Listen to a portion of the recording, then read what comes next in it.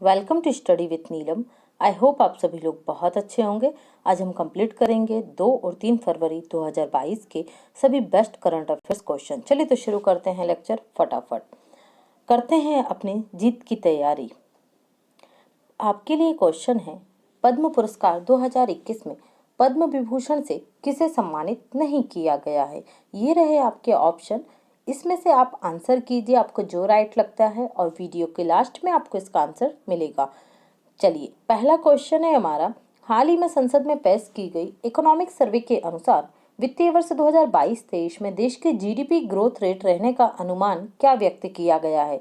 Right answer होगा यहाँ पर हमारा 8 से 8.5% रहने का अनुमान व्यक्त किया गया है। हाल ही में पेश की गई आर्थिक सर्वे के अनुसार वित्तीय वर्ष 2022-23 में देश की जीडीपी ग्रोथ रेट रहने का अनुमान 8 से 8.5% व्यक्त किया गया है। 31 जनवरी 2022 को वित्त मंत्री निर्मला सीतारमण के द्वारा बजट सत्र के दौरान लोकसभा में आर्थिक सर्वेक्षण 2021-22 प्रस्तुत किया गया। आर्थिक सर्वे पिछले एक वर्ष में देश के आर्थिक विकास का लेखा जोखा होता है। वित्त मंत्रालय के आर्थिक विभाग के द्वारा आर्थिक सर्वेक्षण तैयार किया जाता है। मुख्य आर्थिक सलाहकार के अंतर्गत आर्थिक सर्वेक्षण तैयार किया जाता है। हालांकि आप लोगों को पता होगा, आर्थिक सर्वेक्षण के जस्ट एक दिन पहले ही मुख्य आर्थिक सलाहकार नियुक्त किए गए। कौन है? डॉक्टर वी अनंत नागेश्वरम। डॉक्टर वी अनंत नागेश्वरम, नाम याद रखिएगा। नेक्स्ट क्वेश्चन है हमारा, इकोनॉमिक सर्वे ऑफ इंडिया के बारे में निम्नलिखित कथनों पर विचार कर सही कथन का चयन करें। यह वित्तीय सेवा विभाग द्वारा जारी एक वार्षिक दस्तावेज। गलत। यह केंद्रीय बजट के साथ प्रस्तुत किया जाता है। प्रधानमंत्री संसद के पटल पर रखवाते हैं। गलत। भारतीय अर्थव्यवस्था के संबंध में आधिकारिक डाटा उपलब्ध कराता है। तो हमारा राइट आंसर होगा डी। केंद्रीय वित्त मंत्री निर्मला सीतारमण ने 31 जनवरी 2022 को संसद में इकोनॉमिक सर्वे ऑफ इंडिया 2021-22 पेश किया। मुख्य आर्थिक सलाहकार के मार्गदर्शन में economics division of the department of economic affair द्वारा इकोनॉमिक सर्वे तैयार किया जाता है। भारत की अर्थव्यवस्था के संबंध में आधिकारिक जो डाटा होता है वो हमें आर्थिक सर्वेक्षण से मिलता है। आमतौर पर संसद में केंद्रीय बजट पेश किए जाने से एक दिन पहले आर्थिक सर्वेक्षण प्रस्तुत किया जाता है। देश का पहला इकोनॉमिक सर्वे 1950-51 में प्रस्तुत किया गया था। 1964 तक इसे केंद्रीय बजट के साथ ही पेश किया जाता था। इसके बाद से इसे बजट से अलग करके प्रस्तुत किया जाने लगा। तो ये पॉइंट भी आप ध्यान रखिएगा। नेक्स्ट क्वेश्चन है, हाल ही में प्रधानमंत्री ने राष्ट्रीय महिला आयोग के कौन से स्थापना दिवस कार्यक्रम को वीडियो कॉन्फ्रेंसिंग के जरिए संबोधित किया है। यहाँ हमारा राइट आंसर होगा बी, 30वां स्थापना दिवस। 1 फरवरी 2022 को प्रधानमंत्री नरेंद्र मोदी ने राष्ट्रीय महिला आयोग के 30वें स्थापना दिवस कार्यक्रम को वीडियो कॉन्फ्रेंसिंग के जरिए संबोधित किया। कार्यक्रम की theme she the change maker थी, जिसका लक्ष्य विभिन्न क्षेत्रों में महिलाओं की उपलब्धियों का उत्सव मनाना है। यह एक वैधानिक निकाय है। इसकी स्थापना राष्ट्रीय महिला आयोग अधिनियम 1990 के तहत जनवरी 1992 में की गई थी। अनुच्छेद 51A(e) के तहत भारत के प्रत्येक नागरिक का कर्तव्य होगा कि वह ऐसी प्रथाओं का त्याग करे जो स्त्रियों के सम्मान के विरुद्ध हैं। तो ये आर्टिकल भी आप कॉन्स्टिट्यूशन से रिलेटेड याद रखेंगे। नेक्स्ट है, हाल ही में चर्चा में आई मनरेगा योजना से संबंधित सही कथन का चयन करें। पहला है, मनरेगा योजना 2010 में प्रारंभ की गई थी। इसका उद्देश्य शहरी क्षेत्रों में 100 दिन का रोजगार देने की गारंटी है। वार्षिक आय 50,000 से कम होने पर रोजगार इसके अंतर्गत दिया जाता है। डी है, यह ग्रामीण विकास मंत्रालय के द्वारा कार्यान्वित की जाती है। डी हमारा ऑप्शन सही होगा। हाल ही में इकोनॉमिक सर्वे के मुताबिक महात्मा गांधी राष्ट्रीय ग्रामीण रोजगार गारंटी अधिनियम मनरेगा योजना के तहत काम की मांग में पहले लॉकडाउन की अपेक्षा गिरावट आई है। हालांकि अभी भी यह कोविड-19 के पहले के असर से अधिक है। ओके, असर से क्या है, वर्तमान में अधिक है। इसका उद्देश्य ग्रामीण क्षेत्रों में लोगों की आजीविका की सुरक्षा को बढ़ावा देना है। इसके तहत प्रत्येक ग्रामीण परिवार के इच्छुक अकुशल वयस्क को एक वित्तीय वर्ष में 100 दिन के रोजगार देने की गारंटी कानूनी रूप से अनिवार्य रूप से यह अधिनियम देता है। ग्रामीण विकास मंत्रालय इस योजना के कार्यान्वयन एजेंसी है। मनरेगा के कार्यों का सोशल ऑडिट अनिवार्य है। इससे जवाबदेही और पारदर्शिता आती है। ज्ञात है कि इसमें बेरोजगारी भत्ता पाने का अधिकार भी दिया गया है। आवेदन जमा करने या काम मांगने की तिथि से 15 दिनों के भीतर रोजगार उपलब्ध नहीं होने की स्थिति में बेरोजगारी भत्ता देने का भी प्रावधान किया गया है। नेक्स्ट क्वेश्चन है, खबरों में रहे स्पेशल ड्राइंग राइट्स का संबंध निम्नलिखित में से किस संगठन से है? तो राइट आंसर होगा यहाँ पर हमारा D, international monetary fund IMF या अंतरराष्ट्रीय मुद्रा संगठन। हाल ही में अंतरराष्ट्रीय मुद्रा कोष ने भारत को 12.57 बिलियन SDR लगभग 17.86 बिलियन अमेरिकी डॉलर का आवंटन किया। भारत की कुल SDR होल्डिंग IMF में 13.66 बिलियन SDR है। यह 1969 में अंतरराष्ट्रीय मुद्रा कोष द्वारा बनाई गई एक अंतरराष्ट्रीय आरक्षित संपत्ति इंटरनेशनल रिजर्व असेट है। ज्ञात है कि SDR करेंसी नहीं है। SDR का मूल्य अमेरिकी डॉलर, यूरो, जापानी येन, पाउंड स्टर्लिंग और चीनी रेनमिनबी पर आधारित है। चीनी रेनमिनबी 5वीं मुद्रा बनी है जिसे IMF में शामिल किया गया है। हाल ही में निम्न में से किस क्षेत्र में हेमीपैरासाइट्स फ्लावरिंग प्लांट का एक नया जीनस खोजा गया? राइट आंसर होगा यहाँ पर हमारा ए, निकोबार द्वीप समूह में। हाल ही में निकोबार द्वीप समूह में पैरासाइटिक फ्लावरिंग प्लांट का एक नया जीनस खोजा गया है। पार्शियल पैरासाइटिक प्लांट को हेमीपैरासाइट्स कहा जाता है। यह उष्णकटिबंधीय और शीतोष्ण जोन में पाए जाते हैं। इन्हें विकसित होने के लिए किसी पेड़ या झाड़ी की जरूरत नहीं होती है। चिकित्सा में भी इनका काफी महत्व है। इनमें क्लोरोफिल पाया जाता है। यह फलों को खाने वाले पक्षियों के लिए मुख्य भोजन प्रदान करते हैं। ओके, केरल में हमने पढ़ा था गनोडर्मा। ओके, तो वो गनोडर्मा जीनस के भी हमने 2 पढ़े थे आपके क्या, कवक, तो वो दोनों कवक भी आप याद रखेंगे। इकोनॉमिक सर्वे 2021-22 के संबंध में निम्नलिखित कथनों पर विचार कीजिए और गलत कथन का चयन कीजिए। महामारी से कृषि और उससे संबंधित क्षेत्र सबसे कम प्रभावित हुए हैं, बिल्कुल सही। अमेरिका और चीन के बाद भारत दुनिया का तीसरा सबसे बड़ा स्टार्टअप इकोसिस्टम बना है, बिल्कुल सही। भारत के पास दूसरा बड़ा विदेशी मुद्रा भंडार है। इकोनॉमिक सर्वे की सेंट्रल थीम एजिल अप्रोच है, तो यहाँ हमारा राइट आंसर होगा सी गलत है। केंद्रीय वित्त मंत्री निर्मला सीतारमण ने 31 जनवरी 2022 को 2021-22 के लिए आर्थिक सर्वेक्षण 2021-22 प्रस्तुत किया। ओके, इस साल इकोनॉमिक सर्वे की सेंट्रल थीम एजिल अप्रोच थी। इकोनॉमिक सर्वे के अनुसार 2022-23 में GDP ग्रोथ रेट 8 से 8.5% तक रह सकती है। महामारी से कृषि से संबंधित क्षेत्र सबसे कम प्रभावित हुआ है।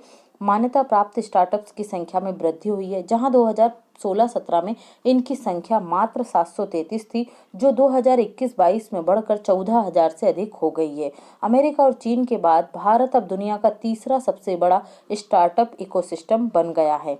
भारत के पास चौथे सबसे बड़ा विदेशी मुद्रा भंडार है, जबकि ऑप्शन में दूसरा था। हालांकि राइट आंसर क्या होगा, तीसरा बड़ा विदेशी मुद्रा भंडार भारत के पास है। नेक्स्ट है, हाल ही में समाचारों में चर्चा में रहा SC और ST अधिनियम निम्नलिखित में से किस वर्ष लाया गया था? राइट आंसर होगा यहाँ पर हमारा ए, 1989 में। कब आया? बी होगा हमारा राइट आंसर, 1989 में। 1986 में कौन सा कानून आया था? पर्यावरण संरक्षण अधिनियम। पर्यावरण संरक्षण अधिनियम। 2005 में आपदा प्रबंधन अधिनियम। 2005 आपदा प्रबंधन अधिनियम। 2002 जैव विविधता अधिनियम, जैव विविधता संरक्षण अधिनियम। ओके, तो ये चारों याद रखिएगा, इंपॉर्टेंट है। हाल ही में राष्ट्रीय अनुसूचित जाति आयोग ने मुंबई पुलिस को समीर वानखेड़े द्वारा दायर शिकायत में SC/ST एक्ट के तहत मामला दर्ज करने के निर्देश दिए हैं। इस कानून का उद्देश्य SC और ST समुदायों के सदस्यों के खिलाफ भेदभाव और उनके ऊपर होने वाले अत्याचार को रोकना है। संशोधित SC/ST एक्ट में SC/ST के खिलाफ अत्याचार के मामलों में प्रारंभिक जांच जरूरी नहीं है और FIR दर्ज करने से पहले किसी नियुक्त प्राधिकारी या वरिष्ठ पुलिस अधिकारी की पूर्व स्वीकृति की भी आवश्यकता अब नहीं है। इसके तहत आरोपी को अग्रिम जमानत नहीं दी जाती है। अदालत से असाधारण परिस्थितियों में FIR को रद्द करवाया जा सकता है, ये अदालत कर सकती है। तो ये सारे चेंजेस याद रखें और ST/SC कानून भी। हाल ही में समाचारों में चर्चा में रहा इंडिया आउट विरोध प्रदर्शन निम्नलिखित में से किस देश से संबंधित है? राइट आंसर होगा यहाँ पर हमारा डी, मालदीव। चीन समर्थक मालदीव के नेता अब्दुल्ला यामीन के रिहा हो जाने के बाद से इंडिया आउट विरोध प्रदर्शन और अधिक तेज हो गया है। यह विरोध प्रदर्शन लगभग 2 सालों से मालदीव में भारत के विरुद्ध चीन के समर्थन से चलाया जा रहा है। ज्ञात है कि मालदीव अन्य देशों के साथ उनके संबंधों को प्रभावित करने वाले विरोध प्रदर्शनों को अपराध घोषित करने के लिए कानून लाने वाला है। ऐसा माना जा रहा है कि इस विधेयक को पास हो जाने के बाद इंडिया आउट अभियान पर लगाम लग सकती है। नेक्स्ट है, हाल ही में संयुक्त राज्य अमेरिका द्वारा किस देश को गैर नाटो सहयोगी का दर्जा दिया गया है? तो राइट आंसर होगा यहाँ पर हमारा बी। जो लोग यूक्रेन सोच रहे थे वो गलत थे। क्या होगा राइट आंसर? बी। अमेरिकी राष्ट्रपति जो बाइडेन ने कतर को एक प्रमुख गैर नाटो सहयोगी के रूप में नामित किया है। अभी सिर्फ नॉमिनेट किया, बना नहीं है। अफगानिस्तान से अमेरिका की वापसी और पिछले साल गाजा में इजराइल हमास युद्ध को समाप्त करने में कतर के द्वारा की गई सहायता के लिए यह सम्मान दिया गया है। इसके माध्यम से ये जो गैर नाटो सहयोगी सदस्य बनने के बाद कतर की यह उम्मीद है कि वो अमेरिका से MQ-9 रिपर ड्रोन की बिक्री के लिए अमेरिकी अनुमोदन प्राप्त करने में यह कदम काफी मददगार साबित होगा। ओके, कतर को ये ड्रोन मिल जाएगा, याद रखिएगा। जूनोटिक वायरस क्या होते हैं? भाई याद रखिएगा, जूनोटिक वायरस जानवरों से जो इंसानों में फैलते हैं उन्हें जूनोटिक वायरस कहा जाता है। ओके, जैसे चमगादड़ से फैला है कोविड-19 ऐसा बोला जाता है, तो ये एक जूनोटिक वायरस है। ओके, नियोकॉप क्या है? तो ये SARS-CoV-2 जो परिवार है कोविड-19 उसी का एक वायरस है। ये चाइना के वैज्ञानिकों ने इसे बताया है कि अगर 3 व्यक्तियों को ये होता है तो इसमें से एक व्यक्ति की मृत्यु निश्चित होगी। निम्नलिखित कथनों पर विचार करके गलत कथन का चयन करें। राजकोषीय घाटा कुल व्यय और राजस्व प्राप्तियों एवं गैर ऋण प्राप्तियों के योग के बीच का अंतर है। राजकोषीय घाटे से पूंजीगत व्यय घटाकर प्राथमिक घाटा निकाला जाता है। राजकोषीय घाटे में इंटरेस्ट पेमेंट को घटाकर प्राथमिक घाटा निकाला जाता है। राजकोषीय घाटे से पूंजीगत व्यय घटाकर राजस्व घाटा निकाला जाता है। तो यहाँ गलत क्वेश्चन क्या होगा आपका? डी होगा। केंद्रीय वित्त मंत्री ने 1 फरवरी 2022 को बजट प्रस्तुत किया। इसमें प्राप्तियों, खर्चों, घाटों आदि से संबंधित ब्यौरा दिया गया।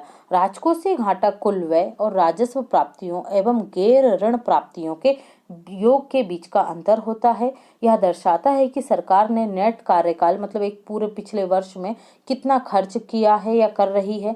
राजकोषीय घाटे से यह पता चलता है कि सरकार राजस्व और गैर ऋण प्राप्तियों में से कितना अधिक खर्च कर रही है। राजकोषीय घाटे में से इंटरेस्ट पेमेंट को घटाकर प्राथमिक घाटा निकाला जाता है। राजकोषीय घाटे से पूंजीगत व्यय घटाकर राजस्व घाटा निकाला जाता है। नेक्स्ट क्वेश्चन है, हाल ही में बजट 2021-22 में ग्रीन बॉन्ड चर्चा में रहा। बताइए यह किस क्षेत्र से संबंधित है? राइट आंसर होगा हमारा डी, उपरोक्त सभी। हाल ही में केंद्रीय वित्त मंत्री निर्मला सीतारमण ने ग्रीन बॉन्ड जारी करने की घोषणा की है।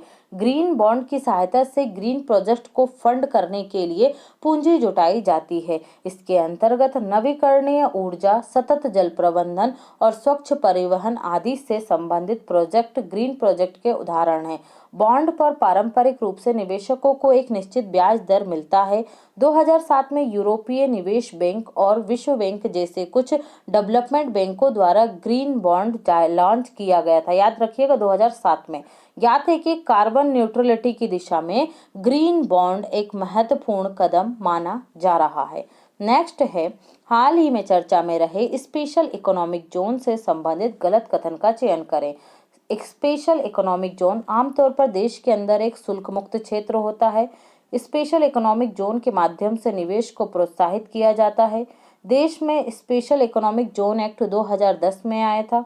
एशिया का पहला export processing zone Kandla Gujarat में स्थापित किया गया था। हमारा राइट आंसर होगा, यहाँ पे मैं गलत कथन देखना था तो गलत कथन क्या है? सी है। जानते हैं क्यों सी गलत है? सरकार के द्वारा हाल ही में स्पेशल इकोनॉमिक जोन को रेगुलेट करने वाले मौजूदा कानून की जगह एक नया कानून लाने का प्रस्ताव दिया गया। इस नए कानून के तहत राज्य उद्यम और सर्विस या उद्योग और सर्विस हब के विकास में भागीदार बन सकेंगे। सेज आमतौर पर देश के भीतर एक शुल्क मुक्त क्षेत्र होता है। इस जोन के लिए अलग व्यापार और वाणिज्य कानून होते हैं।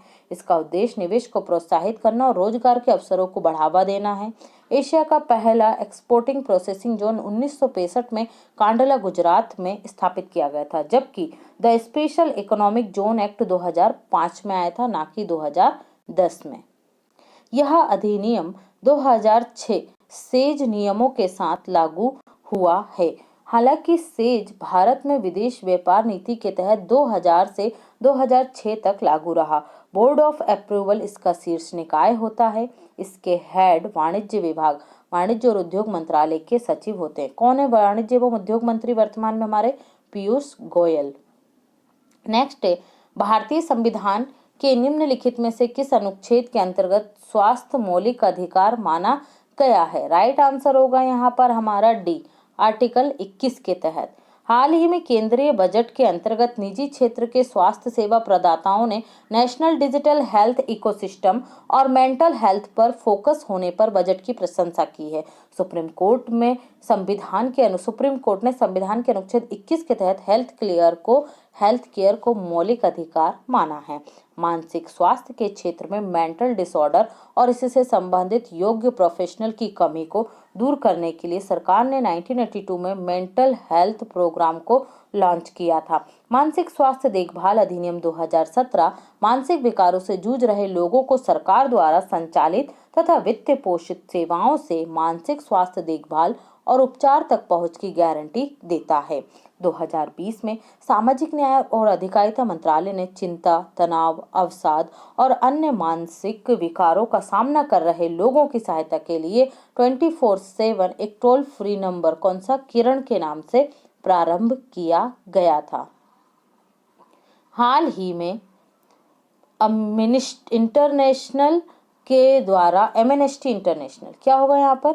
एमनेस्टी इंटरनेशनल के द्वारा निम्न में से किस देश को अपार्थाइड स्टेट घोषित किया है? अपार्थाइड शब्द का मतलब क्या होता है? रंग भेद, है ना, जहां पर क्या हो, रंग के आधार पर भेदभाव किया जाए, काले गोरे का भेद।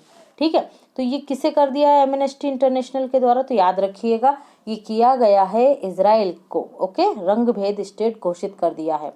हाल ही में एमनेस्टी इंटरनेशनल ने इजराइल को रंग भेद अपार्थाइड स्टेट करार दिया है। इजराइल द्वारा फिलिस्तीनियों को निम्न नस्लीय समूह मानने के कारण एमनेस्टी ने इजराइल को रंग भेद राज्य कहा है। दक्षिण अफ्रीका के पूर्व राष्ट्रपति रहे और दक्षिण अफ्रीका के गांधी कहे जाने वाले नेल्सन मंडेला, भाई नेल्सन मंडेला डे कब मनाया जाता है? आप मुझे कमेंट सेक्शन में बताइए। ओके, इंपॉर्टेंट है, बार बार एग्जाम में पूछा जाता है।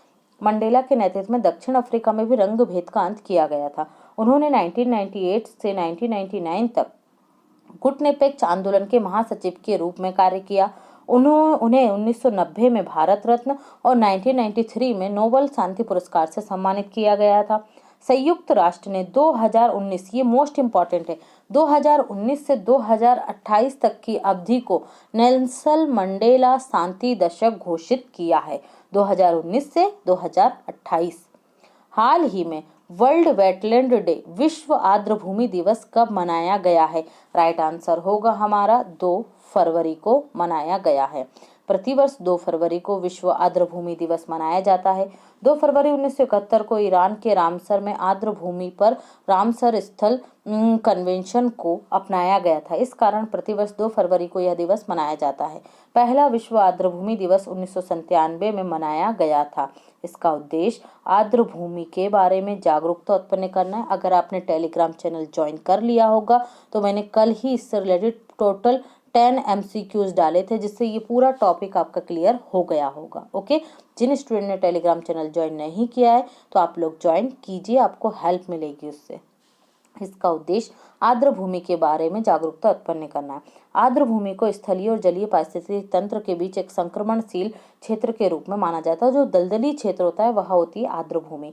भारत में वेटलैंड्स संरक्षण प्रबंधन अधिनियम 2017 के तहत नियमित किया जाता है। 2 फरवरी 2022 विश्व आर्द्रभूमि दिवस की थीम क्या है? Wetland action for people and nature, wetland action for people and nature. Total कितनी साइट्स हैं भारत में, वेटलैंड कितने हैं, 49 है। कितने हैं, 49। 48 और 49 कौन कौन से बने हैं, तो 49 जो है ये बना है आपका बखीरा वन्यजीव अभ्यारण्य। बखीरा वन्यजीव अभ्यारण्य कहाँ मिलेगा आपको, यूपी में मिलेगा। कहाँ मिलेगा, यूपी में मिलेगा, तो याद रखिएगा। नेक्स्ट है, हाल ही में प्रस्तुत किए गए रेल बजट 2022 में कवच सिस्टम को शामिल किया गया, बताइए यह किससे संबंधित है।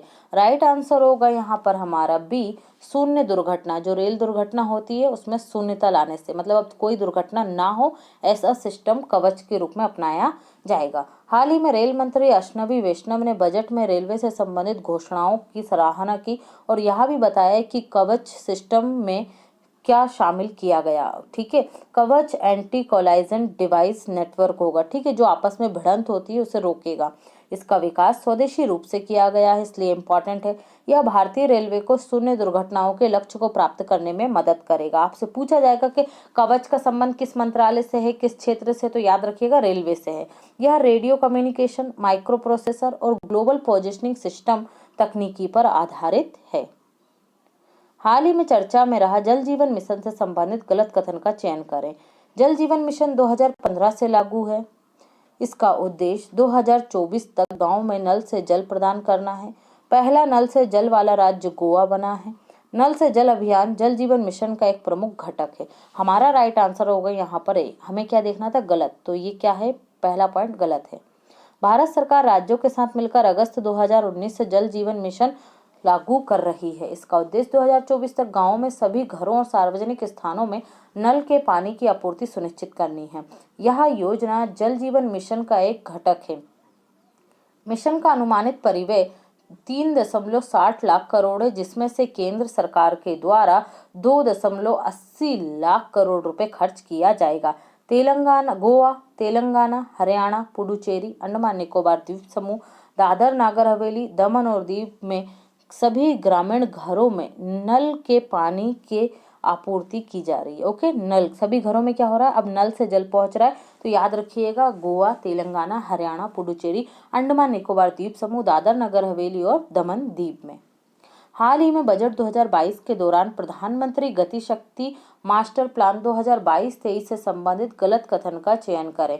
पीएम गति शक्ति बुनियादी ढांचे से संबंधित है।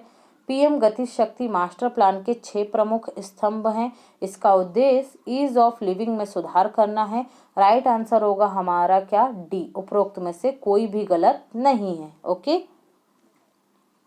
बजट 2022 पेश करने के दौरान केंद्रीय वित्त मंत्री निर्मला सीतारमण ने कहा है कि एक्सप्रेस वे के लिए पीएम गति शक्ति मास्टर प्लान 2022-23 तैयार किया जाएगा। पीएम गति शक्ति बुनियादी ढांचे से संबंधित विभिन्न विभागों के बीच समन्वय की कमी दूर करेगा। यह 6 स्तंभों comprehensiveness, prioritisation, optimisation, synchronisation, analytical and dynamic पर आधारित होंगे। ओके, इसका उद्देश्य नेक्स्ट जनरेशन की बुनियादी ढांचे के निर्माण के लिए ईज ऑफ लिविंग और ईज ऑफ डूइंग बिजनेस में सुधार करना है।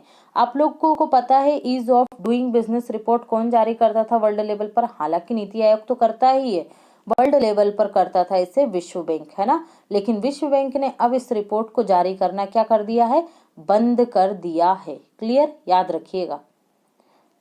आपके इससे जो क्वेश्चन पूछा था वो था पद्म पुरस्कार 2021 में पद्म विभूषण से किसे सम्मानित नहीं किया गया है। ओके, तो 4 लोगों को किया गया है यहाँ पर। राइट आंसर होगा यहाँ पर किसे नहीं किया गया पूछा, तो इन 4 लोगों को किया गया था पद्म भूषण से। नहीं किया गया में कौन आएंगे, सत्य नडेला और सुंदर पिचई। इन्हें कौन सा मिला है, इन्हें पद्म भूषण मिला है। क्या दिया गया है, पद्म भूषण अवार्ड दिया गया है। ओके, याद रखेंगे आप लोग, एग्जाम में पूछने के चांसेस हैं। ओके फ्रेंड्स, तो ये था हमारा लेक्चर। आई होप आपको पसंद आया होगा। पसंद आता है वीडियो ज़्यादा से ज़्यादा लाइक कीजिए, शेयर कीजिए, और अगर आप हमारे चैनल पर पहली बार आए तो फटाफट से स्टडी विथ नीलम चैनल को सब्सक्राइब कर लीजिए। टेलीग्राम चैनल जरूर ज्वाइन कीजिए, यहाँ पर आपको 2000+ क्विज मिलेंगे। और इसके साथ ही जो आप मेन टेलीग्राम चैनल जब ज्वाइन करेंगे तो यहाँ पर एक स्टैटिक्स जीके वाले टेलीग्राम चैनल का भी लिंक आपको मिलेगा, तो आप उसे भी ज्वाइन कीजिए जिससे आपका स्टैटिक्स अच्छा हो सके। Okay friends, thanks for watching and take care.